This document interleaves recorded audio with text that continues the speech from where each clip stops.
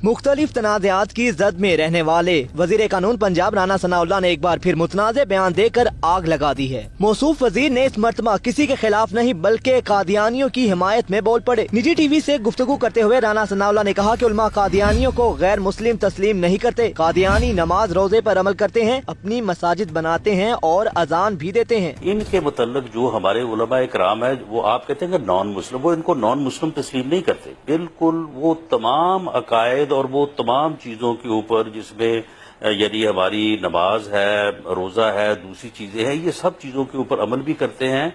ये अपनी मसाजिद भी बनाते हैं, उसमें अजान भी देते हैं। सिर्फ आके इस पॉइंट के ऊपर जो है ये इख्तलाफ करते हैं।